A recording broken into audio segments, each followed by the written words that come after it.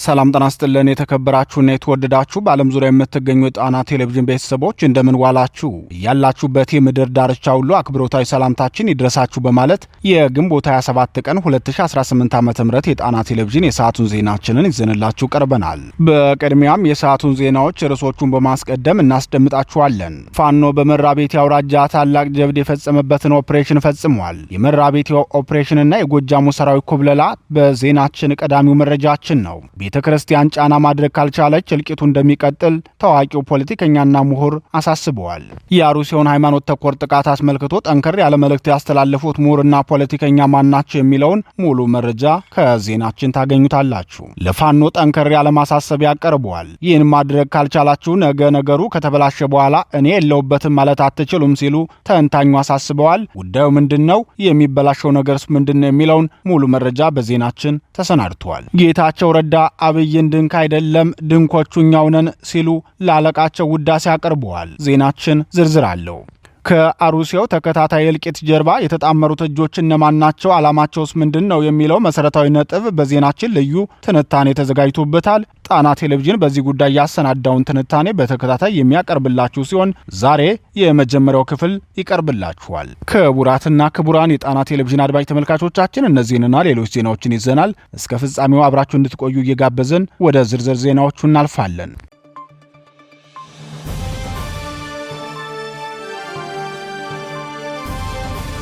የፋኖ ልዩ ተጋድሎ በሸዋ የአማራ ፋኖ ብሔራዊ ንቅናቄ ሸዋ ጠቅላይ ግዛት አሳምነው ዕዝ በሸዋ ጠቅላይ ግዛት መራቤቴ አውራጃ ታላቅ ጀብድ የሰራበትን ልዩ ኦፕሬሽን ማካሄዱን አስታወቀ። የተጋድሎ መረጃ ለጣና ቴሌቪዥን የገለጸው የዙ ህዝብ ግንኙነት መምሪያ የጠላትን ኃይል እርምጃ ከመውሰድን በተጨማሪ የጠላትን ሰራዊት ማስኮብለልን የቻልንበት ነው ብሏል። የአማራ ፋኖ ብሔራዊ ንቅናቄ ሸዋ ጠቅላይ ግዛት አሳምነው ዕዝ አጼ አምደ ጽዮን ኮር አጼ ዳዊት ክፍለ ጦር በመራቤቴ አውራጃ ሬማ ከተማ ዙሪያ የፈጸመው ልዩ ወታደራዊ ጀብዱ አስመልክቶ የዙ ህዝብ ግንኙነት መምሪያ መረጃውን ሲቀጥልም ሰራዊታችን በስርዓቱ ነፍሰ በላ ጥምር ጦር አባላት ላይ በተቀናጀ መልኩ የተጠና እርምጃ ወስዶበታል። የአጼ ዳዊት ክፍለ ጦር የፋኖ ሰራዊት ትናንት ምሽት ባደረጉት ልዩ ኦፕሬሽን 9 የሚልሻ አባላት በክፍለ ጦሩ ታደለ ጠና ሻለቃ ቁጥጥር ስር ሲገቡ፣ ቀሪዎቹ ደግሞ ከተጠረነፉበት ካምፕ በማምለጥ በፈቃዳቸው ፋኖን ተቀላቅለዋል ሲል ተናግሯል። የሌሊት ዘመቻው ዘርፈ ብዙና መጠነ ሰፊ ወታደራዊ ትርጉም ያለው ድል እንደሆነ የገለጸው የዙ ህዝብ ግንኙነት መምሪያ የሌሊት ኦፕሬሽኑ ከፍተኛ ትርጉም የሚሰጠው ግዳጅ በብቃት የተፈጸመበት ነው ማለት ይቻላል። እርምጃ ከተወሰደባቸው በተጨማሪም 11 የስርዓቱ ቀዳሚ ተባባሪዎችና መንገድ መሪ የነበሩ ሚልሻዎችን በምርኮም ሆነ በውዴታ ከጠላት ላይ መቀማት በቀላሉ የሚታይ አይደለም።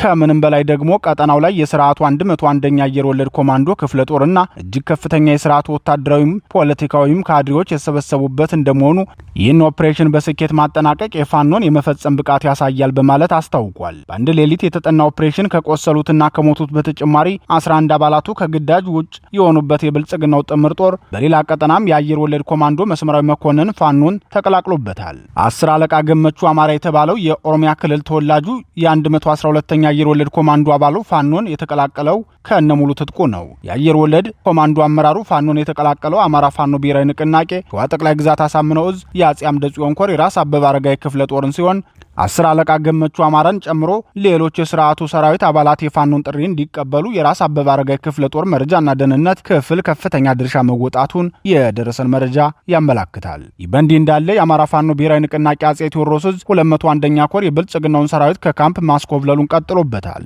የ201ኛ ኮር ህዝብ ግንኙነት ኃላፊ ፋኖ ሀብታሙ የሱፍ ለጣና ቴሌቪዥን እንደገለጸው የመከላከያ ምክትል ሻምበል መሪውና የአድማ ብተና አባላቱን ጨምሮ 201ኛ ኮር 74ኛና 54ኛ ክፍለ ጦር ተቀላቅሏል ብሏል። ይህም በአንድ ሳምንት ውስጥ የአማራ ፋኖ ብሔራዊ ንቅናቄ አጼ ቴዎድሮስ ዕዝ 201ኛ ኮርን የተቀላቀሉት የብልጽግናው ሰራዊት አባላት ቁጥር ከ20 ያለፈ አድርጎታል።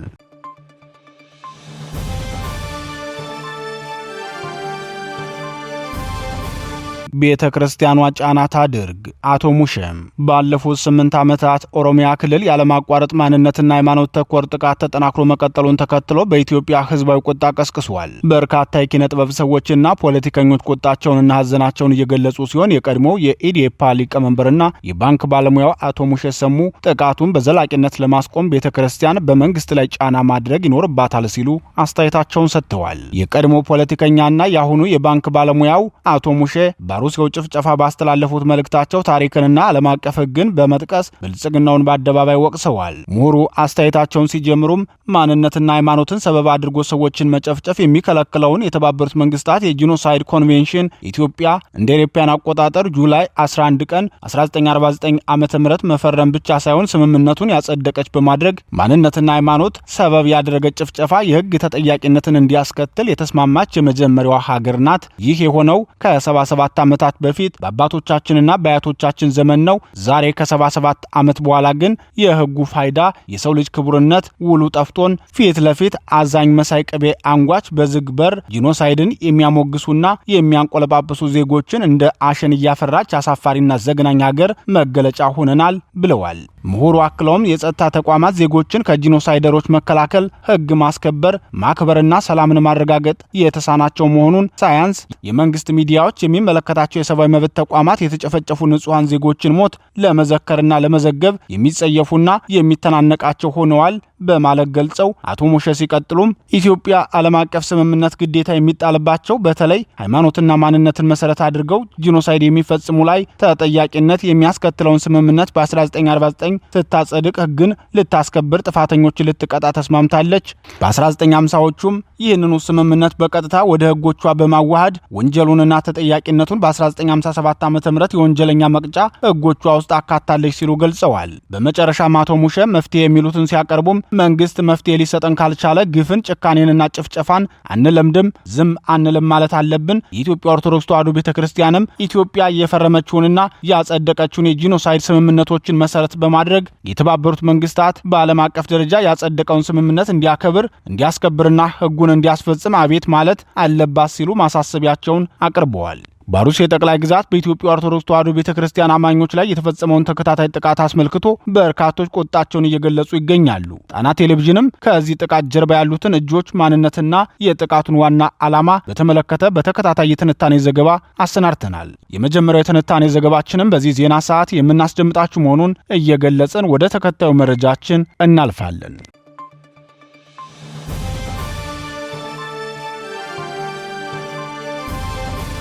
ለፋኖ የቀረበው ጥብቅ መልእክት የአማራ ህዝብ በሁዴድ ብልጽግና የተከፈተበትን የዘር ማጥፋት ጦርነት ለመመከት ወደ ትጥቅ ትግል ከገባ 3 ዓመታት ሆኖታል። በእነዚህ 3 ዓመታት ፋኖ ትግሉን የመራበት መንገድ በበርካቶች አድናቆት ሲሰጠው ቢቆይም ከቅርብ ወራት ወዲህ ግን በኃይል አሰላለፍ ልየታና ከሌሎች ኃይሎች ጋር ጥምረት መፍጠርን በተመለከተ ውዝግብ እያስተናገደ ይገኛል። በዚህ ጉዳይ ለጣና ቴሌቪዥን አስተያየታቸውን የሰጡ የፖለቲካ ተንታኞች ፋኖ አሰላለፍንና ጥምረትን በተመለከተ ሁሉን አሳታፊ ያልሆነ ውሳኔ በጥቂት መሪዎቹ ብቻ ወስኖ የሚመጣ ከሆነ አደጋ ሊያመጣበት ይችላል ሲሉ ተናግረዋል። ተንታኞቹ ሲቀጥሉም ይህ አደጋ ደግሞ ለፋኖ መሪዎችና ለአባላቱ ብቻ ሳይሆን እንደ ህዝብም ለመላው የአማራ ህዝብ አደጋ የሚያመጣ ነው በማለት አሳስበዋል። በፋኖ ላይ በርካታ ጥያቄዎች በደጋፊው በኩል እንዲነሱ ካደረጉ ጉዳዮች መካከል የአጋርነት ምርጫ ዋናው መሆኑን የሚያስታውሱት እኒሁ ምሁራን በተመረጡ የፋኖ መሪዎችና የሚዲያ አጋፋሪዎች በኩል የሚነሳው የጥምረት ጉዳይ በህዝቡ ዘንድ ጥርጣሬን እየፈጠረ ይገኛል። ይህን ጉዳይ ደግሞ የተወሰኑ የፋኖ መሪዎች ሲደግፉት መታየታቸው የፋኖን መሪዎች ጥያቄ እንዲነሳባቸው ማድረጉን ይገልጻሉ። የጣና ቴሌቪዥን ተንታኞች አስተያየታቸውን ሲቀጥሉም ፋኖ ጥምረትን በተመለከተ ለታጋዩም ሆነ ለአመራሩ ግልጽ የሆነ አሰራር መፍጠር አለበት። በውይይትና በጋራ መግባባት ላይ ያልተመሰረተ ጥምረት አደጋው ለራሱ ለፋኖም ይሆንበታል ብለዋል። አሁን የተወሰኑ የፋኖ መሪዎችና እነሱ አይዟቸው የሚሏቸው የሚዲያ ባለሙያዎች የሚሄዱበት መንገድ የኃይል መከፈል ሊፈጥር እንደሚችል ያስጠነቀቁት ወታደራዊ ተንታኞች ጉዳዩን በጥንቃቄና በግልጽነት በማቅረብ ጠቀሜታውና ጉዳቱ ሳይተነተን ግለሰቦች በጓዳ የሚፈጥሩት ጥምረት ከሄዲን በባሰ መልኩ ህዝቡን ዋጋ የሚያስከፍል አካሄድ ሊሆን እንደሚችል ገልጸዋል። በተለይም ህወሓትንና ኦነግን በተመለከተ የሚደረግ የአቋም ለውጥና የኃይል አሰላለፍ መስመር ዝርጋታ ውጤቱ አደገኛ መሆኑን ተንታኞቹ በአጽንኦት ተናግረዋል። በቅርቡ ከጽምዱ አጀንዳ የኢትዮጵያ ወታደራዊ ኃይሎች ካውንስል ምስረታ የሚል መረጃ ሲያጋሩ የታዩ በአማራ ትግል ውስጥ ተሳታፊ ሚዲያዎች መኖራቸውም ጉዳዩን ይበልጥ በጥንቃቄ እንዲታይ ያደረገው ሲሆን ይህ የኢትዮጵያ ወታደራዊ ኃይሎች ካውንስል በህወሓት ፊት አውራሪነት የሚመራ ሲሆን በካውንስሉ ውስጥ ተካተዋል የተባሉት ሁሉም ኃይሎች በጁኒየር ፓርትነርነት የተመለመሉ መሆናቸውን ህወሓት ለደጋፊዎቹ በጠባብ ሰርክል ውይይቱ አስታውቋቸዋል። ተንታኞቹ እንደሚሉት በትጥቅ ትግል ውስጥ የሚገኙ ኃይሎች የሚወስኗቸው ስትራቴጂካዊ ጉዳዮች ሰፊ ተሳትፎና ውይይት ሳይኖራቸው ሲቀርቡ የውስጥ አለመግባባትንና መከፋፈልን ሊያስከትሉ ይችላሉ።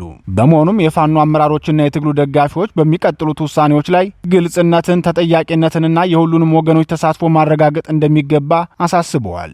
በህወሓት ጄኔራሎች የሚመራውና በደብረጽዮን ገብረ ሚካኤል የበላይ ጠባቂነት የተደራጀው የኢትዮጵያ ወታደራዊ ኃይሎች ካውንስል የሚባለው ቡድን ከቅርብ ጊዜያት ወዲህ ከአማራ ሚዲያ ካውንስል አባል ከሆኑ ሚዲያዎች ጋርና ከአንዳንድ የፋኖ ደጋፊ አክቲቪስቶች ጋር በመናበብ መረጃዎችን ሲቀያየር ታይቷል። ይህ ደግሞ እንደ ህዝብ አማራውን ዋጋ ስለሚያስከፍል የአማራ ፋኖ ብሔራዊ ንቅናቄ ፖሊት ቢሮ አባላት የድርጅቱ ሊቀመንበርና የፖለቲካ ዘርፍ ኃላፊውን ጨምሮ ለጥያቄ በማቅረብ የአፋብንን ቀጣይ አቅጣጫ ለሰራዊቱም ለአማራ ህዝብም ይፋ እንዲያደርጉ መጠየቅ እንደሚገባው ተንታኞች ይናገራሉ። ሆኖም የፖሊት ቢሮ አባላትና በየደረጃው የሚገኘው የፋኖ አመራር ይህንን ከማድረግ ተቆጥቦ ነገሩ ከተበላሸ በኋላ እኔ የለውበትም እነንትና ናቸው ብሎ ምክንያት ማቅረብ እንደማይቻል ተንታኞች ይናገራሉ። ለዚህ ታሪካዊ ኃላፊነት ደግሞ የአፋብን ፖሊት ቢሮ አባላት ተጠያቂነታቸውን እንዲወጡ አሳስበዋል።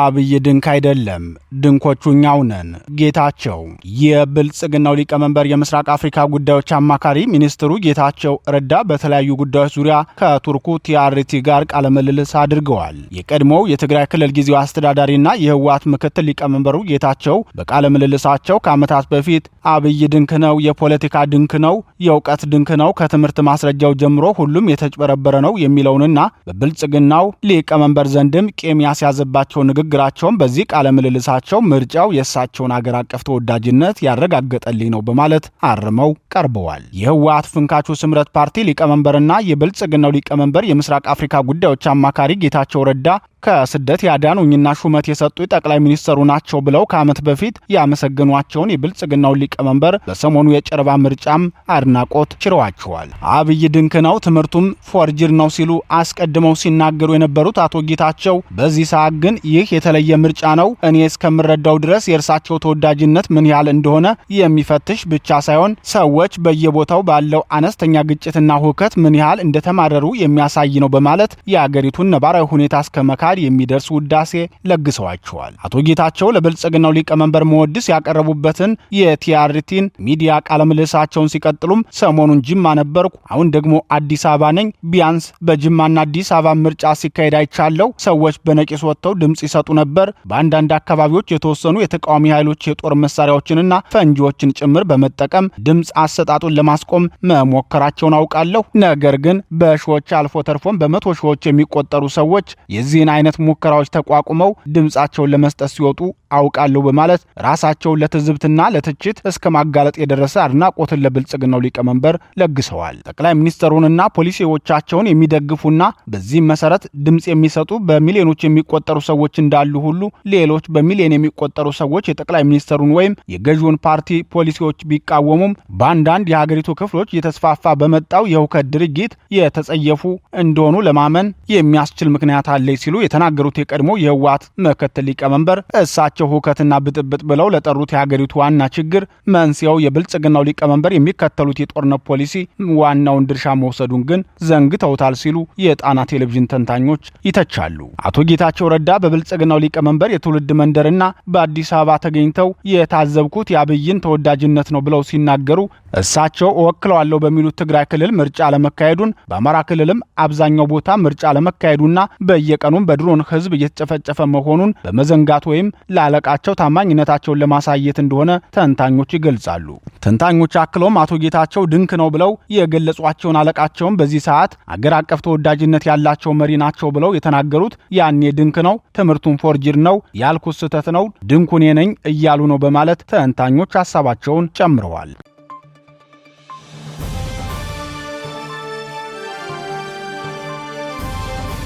ከሩሲያው ተከታታይ እልቂት ጀርባ የተጣመሩት እጆች የሰሞኑን ጨምሮ ተከታታይ ሃይማኖት ተኮር ጥቃት የሚፈጸምበት የኦሮሚያ ክልል አሩሲ የጠቅላይ ግዛት በአካባቢው የሚኖሩ የክርስትና ሃይማኖት ተከታዮች የተቀናጀና የተጠናከረ የጥቃት ኢላማ ከሆኑ 3 አስርተ ዓመታትን ተሻግረዋል። በተለይ ያለፉት 8 ዓመታት ደግሞ የቀጠናው ሁኔታ ከድጡ ወደ ማጡ መሆኑን ዓለም የታዘበው ብልጽግናው ደግሞ ያቃለለው የሀገር ዕዳ ሆኗል። በአሩሲ ጠቅላይ ግዛት የኦርቶዶክስ ተዋሕዶ ሃይማኖት ተከታዮች ላይ ኢላማ ያደረገ እልቂት እንዴት በተከታታይ ሊፈጸም ቻለ? ከዚህ ሃይማኖት ተኮር እልቂት ጀርባ ያሉ ስውርና አደገኛ እጆችስ የትኞቹ ናቸው? የዚህ እልቂት ዓላማና ግቡ ምንድነው? የሚሉትን ነጥቦች መሰረት በማድረግ ዛሬን ጨምሮ በተከታታይ የምርመራ ትንታኔ ዘገባ እናቀርብላችኋለን። የትንታኔ ዘገባው ዓላማ ጥቃቱ ድንገት የተፈጸመና በአጭር ጊዜ የሚቆም ሳይሆን የጥቃቱ ዓላማ ምን ያህል እንደሆነ ለማሳየት ነው። የጉዳዩን አካሄድ ወደ ኋላ 34 ዓመታትን ተመልሰን አንድ ክስተትን እናስታውስ። የቀድሞ ኦሮሚያ ክልል ፕሬዝዳንት በ1984 ዓ.ም በሽግግር መንግስቱ ምክር ቤት ተገኝተው የተናገሩትና ብዙዎቻችን የተመለከትነው አንድ አደገኛ ንግግር አለ። ያን አደገኛ ንግግራቸውን እንደያዝን ወደ 1999 ዓ.ም እና 2003 ዓ.ም ሁለት አጋጣሚዎች እናምራ። የኢትዮጵያን ሰንደቅ ዓላማ ከአማራና ከኦርቶዶክስ ተዋሕዶ ቤተክርስቲያን ጋር በማገናኘት ያንን ባንዲራ ሳየው ያመኛል ከሚለው የጥላቻ ንግግራቸው በኋላ በአሩሲ በሐረርጌና በባሌ ጠቅላይ ግዛቶች ምን ያህል ማንነት ተኮርና ሃይማኖትን መሰረት ያደረገ እልቂት እንደተፈጸመ ታሪክ የመዘገበው ትውልድም ያዘነበት ጉዳይ ነው። እነዚህን ሃይማኖት ተኮር የአሩሲ ባሌና ሐረርጌ ጥቃቶችን ጅዋር መሐመድም በገደምዳሜው ያመናቸው እልቂቶች መሆናቸውን አልጸጸትም በሚለው መጽሐፉ አስፍሮት ተመልክተናል። በእርግጥ ጅዋር መሐመድ በእኛ አካባቢ ከፊር ቀና ብሎ እንደሄድ በሜንጫ እንለዋለን ስንለውም ቆይተናል ብሎ በአንደበቱ የተናገረውም የሚዘነጋ እንዳልሆነ ልብ ይለዋል። በ1999 ዓ.ም አልሸባብና የሶማሊያ እስላማዊ ምክር ቤት የተባሉት የአፍሪካ ቀንድ ነውጠኛ ቡድኖች የክፋትና የእልቂት ቀስታቸውን ወደ ኢትዮጵያ አሻግረው መወርወር እንዳሰቡ የብሔራዊ መረጃና ደህንነት መስሪያ ቤቱ ደረሰበት። ቆይተውም በኢትዮጵያ ላይ ጂሃድ ማወጃቸውን በይፋ ገለጹ። በዚህ ጊዜ ነበር አቶ መለስ ዜናዊ ለዓለም አቀፉ የጸረ ሽብር ዘመቻ ኢትዮጵያ ተባባሪ ናት፣ ሰራዊቷንም ወደ ሶማሊያ ታስገባለች ሲሉ ጦር ያዘመቱት። ይህ የአቶ መለስና የፓርቲያቸው ውሳኔ ለአልሸባብ እጅግ አደገኛ ሆኖበታል። አልሸባብና አክራሪ እስላማዊ ቡድኖች እንደሰጉትም አልቀረም። የኢትዮጵያ ሰራዊት በሶማሊያ ምድር እየተዘዋወረ የአልሸባብን ጭንቅላት መቀጥቀጥና አከርካሪውንም ተከታትሎ መስበር ችሎ ነበር። በዚህ ጊዜ አልቃይዳን ጨምሮ ሌሎች አክራሪ ቡድኖች በኢትዮጵያ ላይ የተቀናጀ ዘመቻ ሲከፍቱ በድጋሚ መለስ ዜናዊ ወደ ፓርላማ ቀርበው የዚያን ቡድን አደገኛ አካሄድ ለምክር ቤቱ በዝርዝር አቀረቡ። ቡድኑ አደገኛ ብቻ ሳይሆን እጁ ረጅም ነው፣ በኢትዮጵያም አስተምሮቱንና ርዮቱን ይዞ ገብቷል በማለት ተናገሩ። አያይዘውም ማንም ጺሙን ማሳደግ ይችላል፣ ጺሙ ተባይ ካፈራበት ግን የመላጨት ግዴታ አለብን በማለት መንግስታቸው በዚህ አደገኛ ቡድን ላይ የማይራራ እርምጃ እንደሚወስድ አሳሰቡ። እነዚህ ሁለት የቆዩ ክስተቶች በአሁኑ ሰዓት በአሩሲ ጠቅላይ ግዛት እየተካሄደ ያለውን የተራዘመ ሃይማኖት ተኮር ጥቃት ቅድመ ታሪክ የሚያስታውሱ ናቸው። ሆኖም የአሩሲው ጥቃት በዚህ የሚያበቃ ሳይሆን አድማሱን ወደ አማራ ክልል ኦሮሞ ብሔረሰብ አስተዳደር ዞንና በቤኒሻንጉል ጉሙዝ ክልልም የዘረጋ መሆኑንና የዚህ አስከፊ ጥቃት ፈጻሚዎች ዓላማና ግባቸው ምን እንደሆነ ደግሞ ወደ ታች እንመለከታለን። የአሩሲው ጥቃት በቀላሉ የሚታይ ሳይሆን አገር አቀፍና ዓለም አቀፍ ትኩረት የሚሻ ጉዳይ ነው ሲል ዞብል ፖስት ሚዲያ ባሳለፍነው ህዳር ወር አንድ ዘለግ ያለ ምርመራ ዘገባ አቅርቦ ነበር። በወቅቱ ሚዲያው የነገሩን ስረ መሰረትና ያደገኛውን ፕሮጀክት ባለቤቶች ከሀገር ቤት እስከ መካከለኛው ምስራቅ ያላቸውን ትስስራዊ መስመር ይዳስሳል። ሚዲያው የምርመራ ዘገባውን ሲጀምር በኢትዮጵያ ልክ እንደ ማንነት ተኮር ጥቃቶች ሁሉ በሃይማኖት ተቋማት፣ በሃይማኖት አባቶች እንዲሁም በአማኞች ላይ ያነጣጠሩ ሃይማኖት ተኮር ጥቃቶች በተለያዩ ጊዜያት የተለያዩ እምነቶችን ኢላማ አድርገው ሲፈጸሙ መመልከት አዲስ አይደለም። በእነዚህ ሃይማኖት ተኮር ጥቃቶች ቤተ እምነቶች ይቃጠላሉ።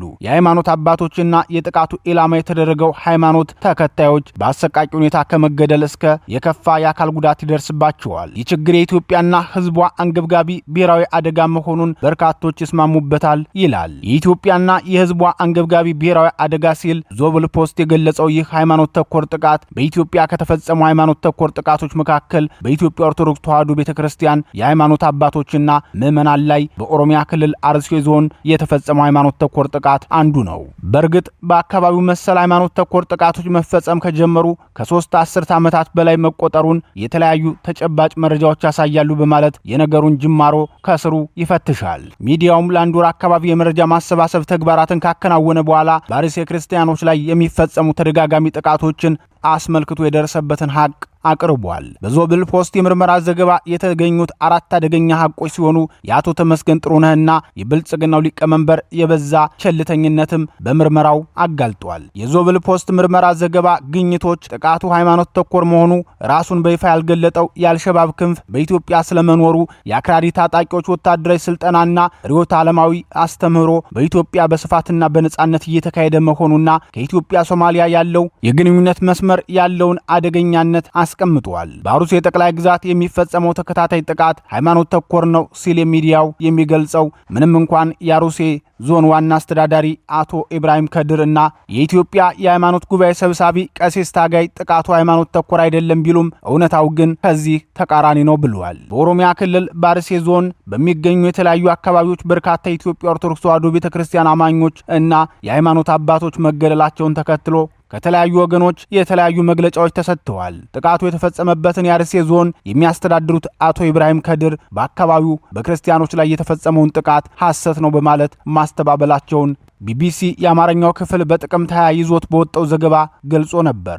በእርግጥ እንኳን እንደዚህ አይነት አደገኛና በዓላማ የሚፈጸሙ ጥቃቶችን ይቅርና መለስተኛ አጀንዳ ያላቸውን ጥቃቶችንም ቢሆን የገዢው ፓርቲ መሪዎች መካድ ልማዳቸው ነው። የሰሞኑን ጥቃትም የክልሉ ኮሚኒኬሽን ኃላፊ ኃይሉ አዱኛ ሰላማችን የረበሻቸው ኃይሎች የፈጸሙት ነውር ነው ሲሉ ነበር የገለጹት። ዞብል ፖስት የተለያዩ ወገኖችን አነጋግሮ ያገኘው ውጤት ግን የአርሲው ጥቃት ሃይማኖት ተኮር መሆኑን እንዲሁም ጥቃቱን የፈጸሙት አካላት በሶማሊያ ከሚንቀሳቀሰውና የአልቃይዳ ምስራቅ አፍሪካ ክንፍ ከሆነው አልሸባብ ጋር ግንኙነት ያላቸው አክራሪ ታጣቂዎች መሆናቸውን ያሳያል። ይህም የአርሲ ዞን አስተዳዳሪ ጥቃቱን ከካዱበት ምላሻቸው እንዲሁም ጥቃቱ ሃይማኖት ተኮር አለመሆኑን ካሳወቀው የኢትዮጵያ ሃይማኖት ተቋማት ጉባኤ አቋም ፍጹም የተቃረነ መሆኑን ያሳያል። ሚዲያው አክሎም የኢትዮጵያ እስልምና ጉዳዮች ጠቅላይ ምክር ቤት የአርሲውን ጥቃት አውግዞ ካወጣው መግለጫ ላይ ከተነሱ አንዳንድ ሐሳቦች ጋር የሚያያዙ ውጤቶችን አግኝቷል። ምክር ቤቱ በጥቃቱ ማንነታቸው ባልታወቁ ታጣቂዎች ከክርስቲያኖች በተጨማሪ የተወሰኑ ሙስሊሞችም ተገድለዋል ሲል በጥቃቱ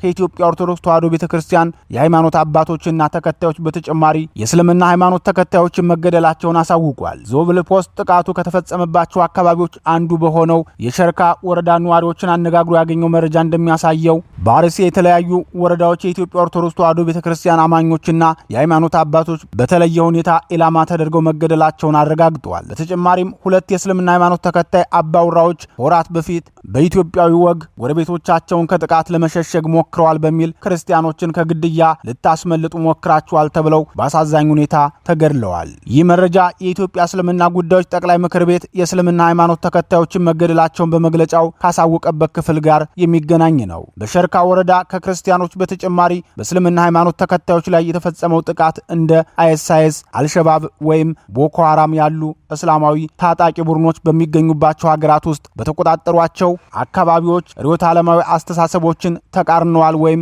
ሕግ ተላልፈዋል ባሏቸው ሙስሊሞች ላይ ከሚፈጸሙት የበቀል ግድያ ጋር የሚመሳሰል ነው። የኢትዮጵያ ኦርቶዶክስ ተዋሕዶ ቤተክርስቲያንን ኢላማ አድርጎ ለዓመታት በቀጠለው ሃይማኖት ተኮር ጥቃት ምክንያት በምስራቅ አርሲ ዞን ሸርካ ወረዳ ብቻ ከሚገኙት አብያተ ክርስቲያናት ውስጥ 17 የሚሆኑት አንድም ሙሉ በሙሉ ፈርሰዋል ወይም እየተካሄደ ባለው የማያባራ ሃይማኖት ተኮር ጭፍጨፋ ምክንያት አገልግሎት አቁመዋል። ይህ በአካባቢው የሚፈጸመው ጥቃት ሃይማኖት ተኮር ስለመሆኑ ሁነኛ አስረጅ ተደርጎ የሚወሰድ ነው። ሌላው ከዚህ የተቀናጀና የተጠናከረ ሃይማኖት ተኮር ጥቃት ጋር አብሮ የሚነሳው ነጥብ ራሱን በይፋ ያልገለጠው የአልሸባብ ክንፍ በኢትዮጵያ መኖሩን በተመለከተ ሚዲያው የደረሰበት ድምዳሜ ነውና ያገኘው የምርመራ ግኝት ነው። በተለያዩ ጊዜያት በአርሲና አካባቢው በኢትዮጵያ ኦርቶዶክስ ተዋሕዶ ቤተክርስቲያን የሃይማኖት አባቶችና አማኞች ላይ ጥቃት የሚፈጸሙ አካላት ማንነት ሲጠየቅ በስርዓቱ የመገናኛ ብዙሃንና ሌሎች ተቋማት በኩል አንዳንድ ጊዜ ኦነግ ሸኔ፣ ሌላ ጊዜ በአካባቢዎቹ አልፎ አልፎ የሚንቀሳቀሱ ማንነታቸው ያልታወቁ ታጣቂዎች የሚሉ ምላሾች ሲሰጡ ይደመጣል። የብልጽግናው ስርዓት በአካባቢው ተደጋግሞ ስለሚፈጸመው ሃይማኖት ተኮር ጥቃት ይህ ነው ሊባል የሚችል አጥጋቢ ምላሽ ሲሰጥ ባንመለከትም ስለ ጥቃቱ እንዲሁም ጥቃቱን የሚፈጽሙ ታጣቂዎች በሶማሊያ ከሚንቀሳቀሰው የአልሸባብ ቡድን ጋር ግንኙነት ያላቸው አካላት ስለመሆናቸው በቂ መረጃ እንዳለው ዞብል ፖስት ካነጋገራቸው የቃለ መጠይቁ ተሳታፊ ተሳታፊዎች ባገኘው ምላሽ ማረጋገጡን ይገልጻል። በተለይም የአሁኑ ምክትል ጠቅላይ ሚኒስትርና የባዲኑ ቁጥር አንድ ሰው ተመስገን ጥሩነህ የብሔራዊ መረጃና ደህንነት ኃላፊ በነበሩበት ወቅት የተጠናከረና የተረጋገጠ የደህንነት ስጋት መረጃ ደርሷቸው እንደነበር ሚዲያው ይገልጻል። ለአቶ ተመስገን ጥሩነህ የደረሳቸው አደገኛ መረጃ ማለትም ባርሴ እና ባሌ አካባቢዎች የአልሸባብ ሰንሰለት መኖሩን የሰጣቸው የአሜሪካ መንግስት ነበር። አቶ ተመስገን የደህንነት መስሪያ ቤቱ ሹም የሆኑበት ጊዜ ማለት ደግሞ የብልጽግናው ስርዓትና የህወሓት ቡድን በጦርነት ላይ የነበሩበት ወቅት ነው። አደገኛው ቡድን ያንን ክስተት እንደ ጥሩ አጋጣሚ በመጠቀም በፈረንጆቹ ነሐሴ 2022 አልሸባብ የኢትዮጵያን ድንበር ጥሶ ገብቶ ጥቃት የፈጸመበት ጊዜ ማለት ነው። የአልሸባብን ጥቃት ተከትሎ ቮይስ ኦፍ አሜሪካ የኢትዮጵያንና ሶማሊያን የጸጥታ ባለስልጣናትን አነጋግሮ ባወጣው ዘገባ የአልሸባብ ታጣቂዎች ኢትዮጵያንና ሶማሊያን በሚያዋስኑ ሂራን እና ባኮል ተብለው በሚጠሩ የድንበር አካባቢዎች አቋርጠው 150 ኪሎ ሜትር ያህል የኢትዮጵያን ድንበር አልፈው መግባታቸው ተመላክቷል። አልሸባብ የኢትዮጵያን ድንበር ጥሶ መግባቱን ተከትሎ የኢትዮጵያ ጸጥታ ኃይሎች በወሰዱት አጸፋዊ እርምጃ ከተገደሉት የሽብር ቡድኑ አባላት መካከል በርካታ ኢትዮጵያውያን እንደሚገኙበት የደህንነት ምንጩ ይገልጻሉ። አቶ ተመስገን ጥሩነህ የደህንነት መስሪያ ቤቱ ሹም በነበሩበት ወቅት ብቻ ሳይሆን ከሳቸው በፊትም ሆነ በኋላ አልሸባብ በኢትዮጵያ ሰንሰለት መዘርጋቱን ለደህንነት መስሪያ ቤቱና ለሌሎች የኢትዮጵያ መንግስት ባለስልጣናት ተመሳሳይ መረጃ ይደርሳቸው እንደነበር እኒሁ የደህንነት ምንጭ አያይዘው ገልጸዋል። የብልጽግናው መንግስት በአፍሪካ ቀንድ ያለውን የአክራሪ ታጣቂ ቡድኖች ሁኔታ በተመለከተ ከውጭ ተቋማት ሊደርሰው ከሚችለው መረጃ በተጨማሪ በራሱ የመረጃና ደህንነት አሰራር ሊደርስበት የሚችል ጉዳይ እንደሆነ የሚጠበቅ ነው። እንዲያም ሆኖ ግን ባርሴና በአካባቢው በክርስቲያኖች ላይ የሚፈጸመውን ተደጋጋሚ ጥቃት ከማስቆም ይልቅ በዝምታ መመልከትን መምረጡን ራሱ ስርዓቱ ከሚያሳየው ባህሪ መገንዘብ ይቻላል። ዘገባችን በሌላ ክፍል የሚቀጥል ይሆናል።